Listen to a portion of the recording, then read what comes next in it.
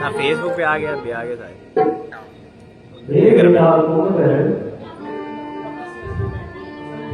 तेरी समस्या थी मैं बड़ो पसंद से हूँ। एक सेकंड अरे रुकना थोड़ा।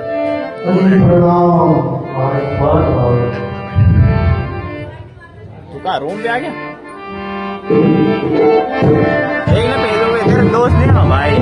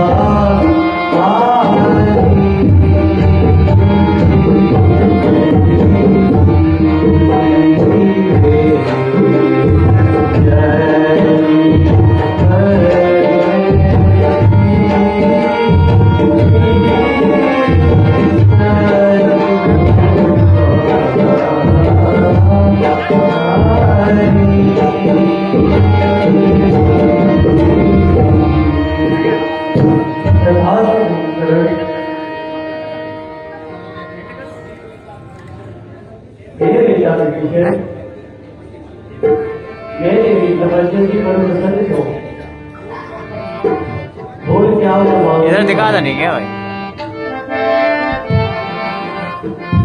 चल ना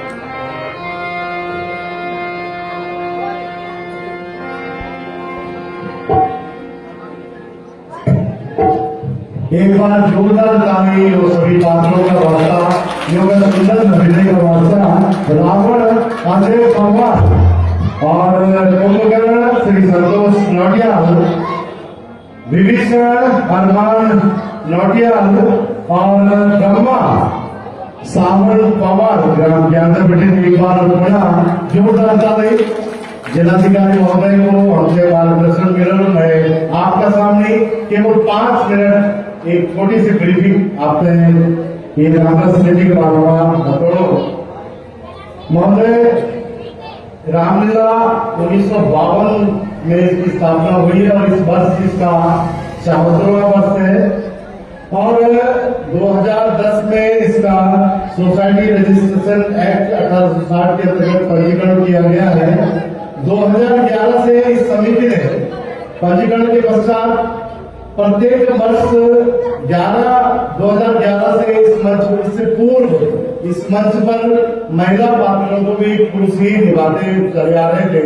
हमने एक प्रयोग किया कि 2011 से हमने यहाँ पर महिला जो किरदार है हमारे पास में है उनको महिलाएं वो करेंगे। इसकी बहुत बड़ी आलोचना भी समाज ने की है, लेकिन आज सबने उस चीज को स्वीकार किया है और आज हमारे पास बहुत बड़ी तादाद में महिलाएं अभिनय कर रही है और 2015 से जो जनक और सुनैना का दंपति अभिनय कर रहे हैं, पति पत्नी अभिनय कर रहे हैं और वो प्रथा अभी तक चल रही है। शुरुआत में शांति भट्ट और उनकी धर्मपति श्रीमती प्रमिला भट्ट ने लगातार 5 वर्षों तक यहाँ पर उनका अभिनय किया है। उसके पश्चात श्री विजय चौहान और राजवती चौहान सुदूर नारगढ़ क्षेत्र के रहने वाले उन्होंने अभिनय किया। गत वर्ष से श्री संतोष नौटियाल और उनकी धर्मपत्नी श्रीमती पुनीता नौटियाल जनक और सुनैना का अभिनय कर रही है। 2014 में हमने इसको आयकर अधिनियम की धारा 12 के अंतर्गत भी पंजीकृत कराया है। 2012 से ही हम लोग प्रतिवर्ष इस मालिका का प्रकाशन कर रहे हैं। इस बार हमारा ये 12वां संस्करण है, लगातार हम कर रहे हैं। 2019-20 में कोरोना काल में रामलीला की परमिशन सम्मानित जिलाधिकारी महोदय की तरफ से नहीं मिले, सारी जगह बंद थी। फिर भी हमने इस मंच पर माँ भगवती का पाठ हरियाली नवरात्रि का पाठ किया और उस दौरान हमारे सभी साथियों ने लगभग 26 साथियों ने ये निर्णय लिया कि इस रामलीला जो हिंदी में हो रही है, अवधि में हो रही है, उसको गढ़वाली में हम लोगों ने कार्यशालाएं आयोजित की है।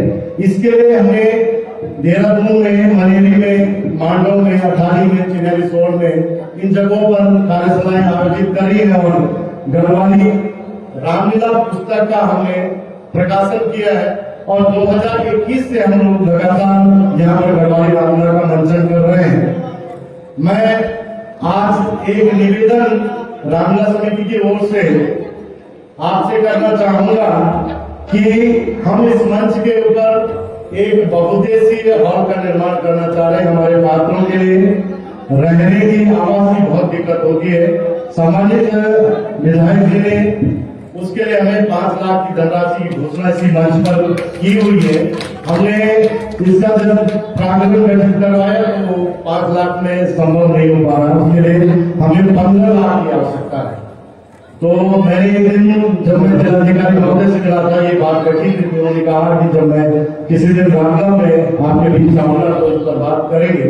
तो आज हमारे बीच में माननीय विधायक जी भी हैं और सम्मानित जिलाधिकारी महोदय भी हैं। मैं अपनी पीड़ा को सोरेन जी का एक निवेदन है, एक आग्रह है कि उससे जरूर आज यहाँ पर दोनों लोग और मेरी आज की कार्यक्रम अध्यक्षता श्रीमान भूपेंद्र चौहान जी जो अध्यक्ष नगर पालिका परिषद उत्तरकाशी, उन्होंने गांधी जी उनके परिवार में एक घटना हुई है, उनके 4 फरवरी का स्वर्गवास हुआ है, इस कारण वो हमारे बीच उपस्थित नहीं हुए हैं।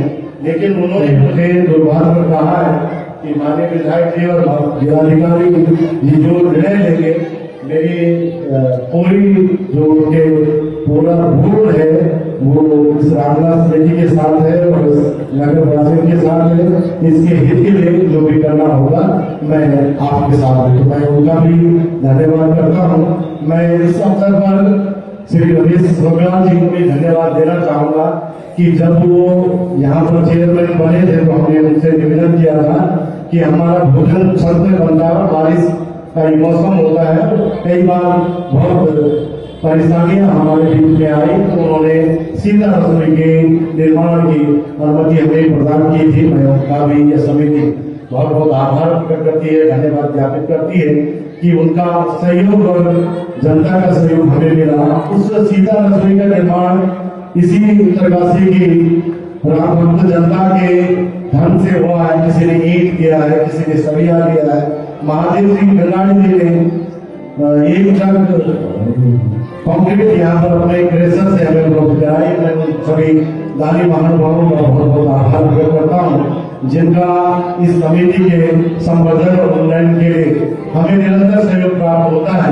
आप देख ही रहे हैं कि इस पूरे 15 दिन के कार्यक्रम में गत वर्ष जो व्यय आया था वो लगभग 9,64,000 रुपए का व्यय आया था और इस साल वो लगभग 11, साढ़े 11 से ऊपर जाने वाला है। इसलिए जाने वाला है कि हम 3 अक्टूबर को इसी रामलीला मैदान में हमने सुदूर उत्तरकाशी से केदार घाटी भंडार ग्रुप जो महिलाओं का है उनके द्वारा वीर अभिमन्यु चक्रव्यूह नाटक 3 अक्टूबर को होना है। उसके लिए वो इतनी दूर से उनका 35 लोगों का ग्रुप है, वो हमारे बीच में आएंगे। वो 2 अक्टूबर को हमारे बीच में पहुंचेंगे, 3 अक्टूबर को उनका कार्यक्रम और 4 लोग यहाँ से वापस जाएंगे। तो उनका आना जाना, उनका सम्मान सत्कार ये सब भारत की तरफ से आने वाला है। तो मैं सभी राम भक्त जनता से, अपने सम्मानित अतिथियों से, अपने सभी रामलीला समिति के जितने भी साथी मीडिया बंधु हैं उनसे निवेदन करना चाहूंगा कि इस महायज्ञ में अपनी आहुति जरूर प्रदान करेंगे। मैं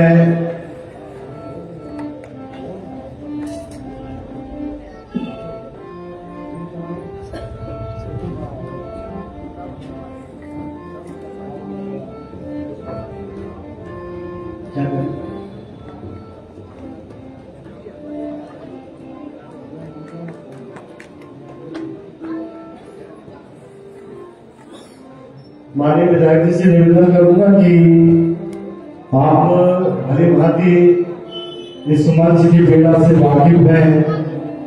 इस मंच पर बताने की आवश्यकता नहीं कि 7-8 दिन का माघ मेला भी इसी मंच पर होता है।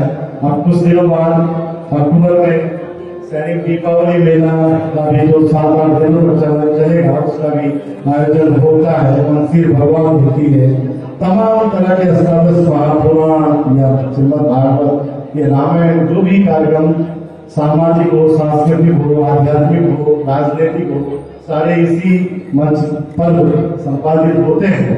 लेकिन इस मंच की पीड़ा के लिए, इस मंच को, इस जो काशी की भूमि का एक हृदय स्थल है, इसके लिए कोई चिंता नहीं करता है। इस बात की मुझे अवश्य पीड़ा होती है। इसकी बहुत बड़ी दुर्दशा हो रही है। सारे कपड़े, सारे सामान हमारा आप निरीक्षण कीजिए, जब आपको कभी समय होगा इसका निरीक्षण के लिए पूरा चूर रहा है।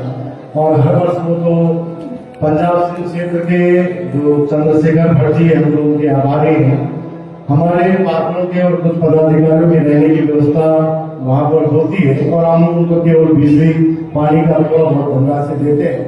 हम चाहते हैं इसके मंच के ऊपर एक बहुत ही अच्छी हाल का निर्माण हो, जिस पर कि रामला के दौरान हमारे जो पात्र बाहर के पात्र होते हैं, जो दूर गांव से आते हैं, भोजन हमारा सीधा रसोई में बनता और रात्रि विश्राम के लिए उनके लिए व्यवस्था वहां पर हो जाए।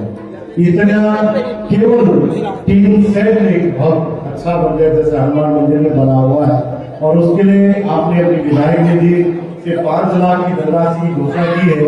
और आप बहुत पहले इसको जारी कर रहे थे, मैंने ही होगा कि एस्टिमेट उसका तब 2 साल पहले 15.5 लाख का था, और आपको तब 15-15.5 लाख का होगा, क्योंकि हमने वहां पर एक बाथरूम और एक शौचालय भी का निर्माण कराया कि उधर सिविल लाएंगे तो ये दिक्कत भी दूर हो जाएगी। और कुछ गद्दे और समिति के अपने माध्यम से, अपने संसाधन से लाएंगे।